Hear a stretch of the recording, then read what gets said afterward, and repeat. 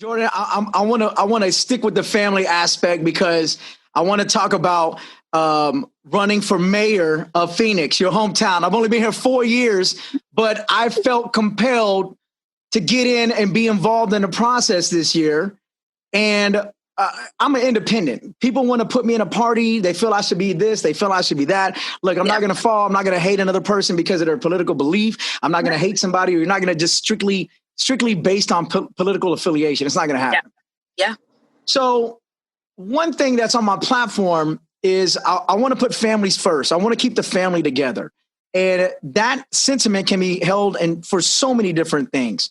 Yeah. But my question to you is, what do you think, or what would you like to see? I know you're not here, but this is home for you. Yeah, I got family there still. So yeah, what would you like to see, or what do you envision of Phoenix with families first in mind? Like specifically during this Corona time, or anytime, like just how this city, because I've noticed a change in the past 4 years. I love being a Phoenician because I do radio. I also do real estate here, and I opened a restaurant. Unfortunately, we had to close. We didn't get the COVID-19 relief that we were expecting. But nevertheless, it's created a lot of opportunity. And our restaurant was really family-based. I wanted it to be a place where other families can come in. So therefore, I want to see, like I'm right here in Sunny Slope.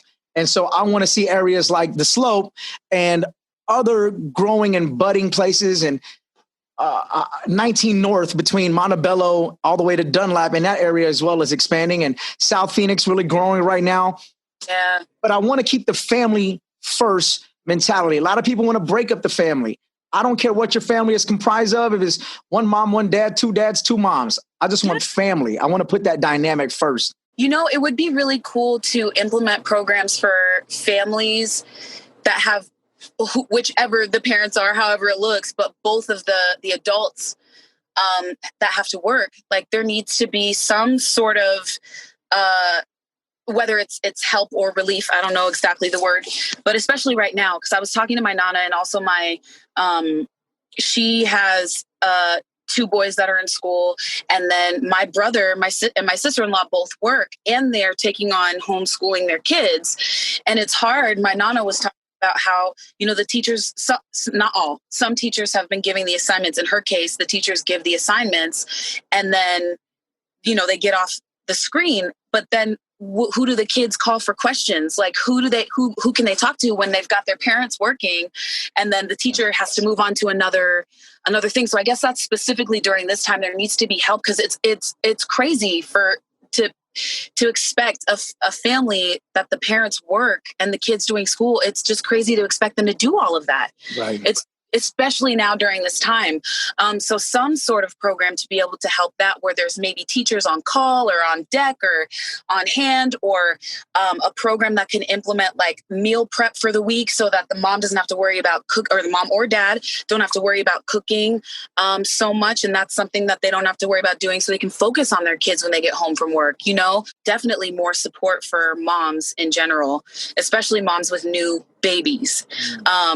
Because a lot of people, once the baby's born, they focus on the baby, rightly so, but the mom needs so much help as well.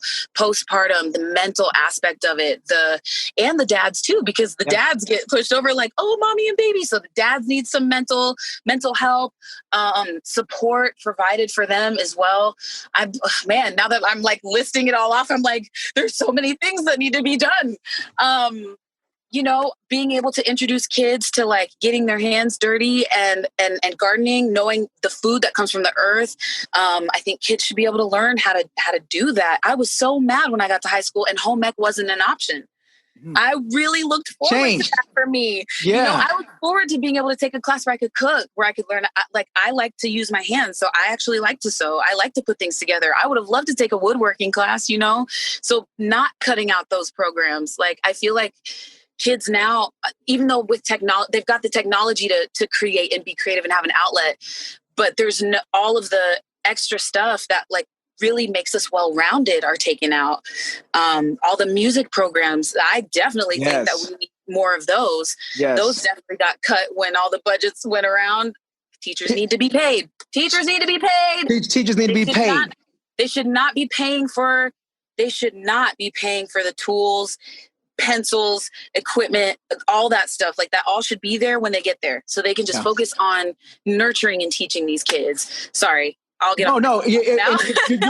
you bring up good points. And this is why I just wanted to listen, Jordin, because one of the reasons why I'm running for mayor is because we have a lot of politicians. They say this, they say that. They're talking, but they're never listening again to the people. They got to go back to listening to what the people actually want in the community. So I've been asking different friends to come on. We're just having a conversation, and it's just about listening to what we think that our communities can benefit from. And you brought up a good point, which a lot of people don't want to take the stance on, defunding the police, defund the police.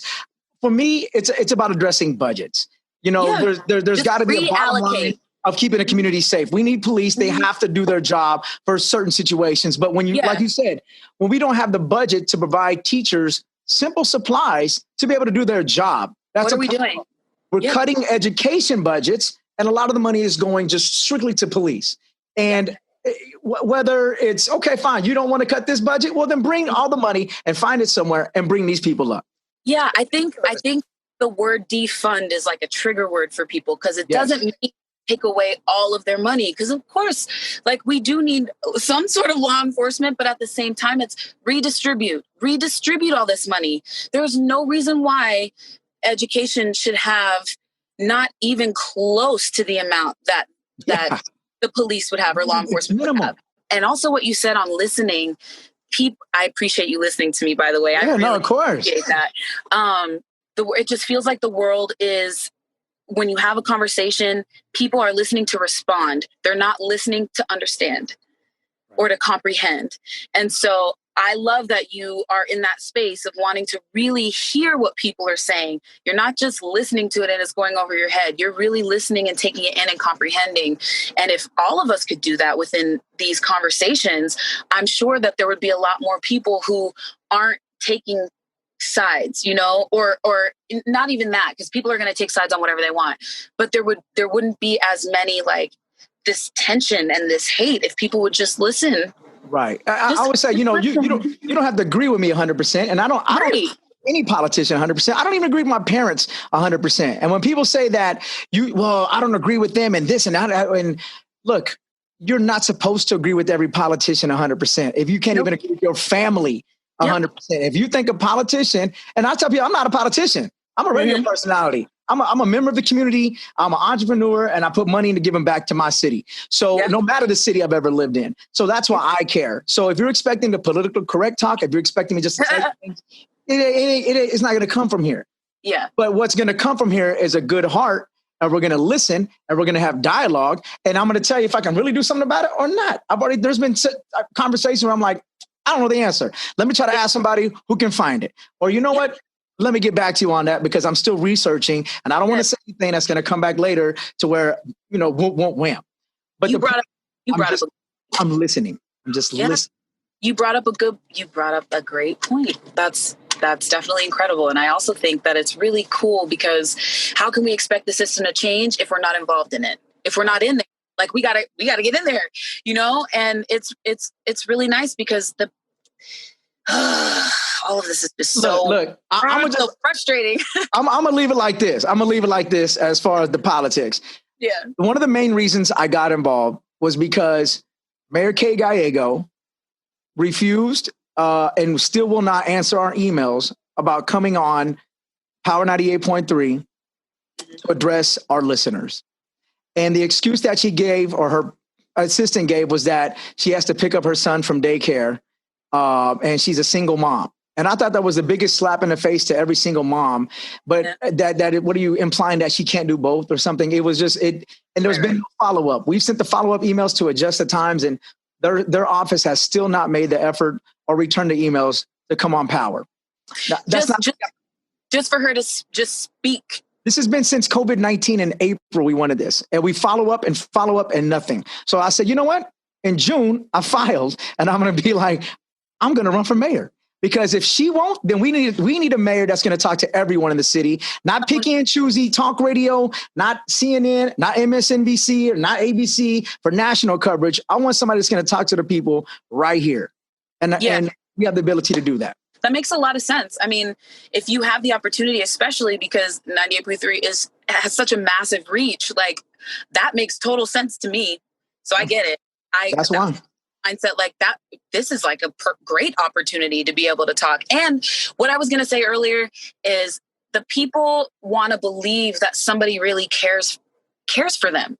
You know, it's hard to look at all these politicians out here and be like, you don't really care because you're just saying it to say it. Yeah. You know, you're just saying it to move yourself forward, to move the needle or whatever it is. And I think it'll be nice to see someone like yourself be up there like, look, I'm a part of this community too. We are in this together. And I think that's a beautiful thing. So I'm really excited for you. And thank you. Commend you. And I'm proud of you too. So thank you. Thank you. I just want to make this city proud. I want to give this city some hope, and I want to give us a new direction as a Phoenix for everyone.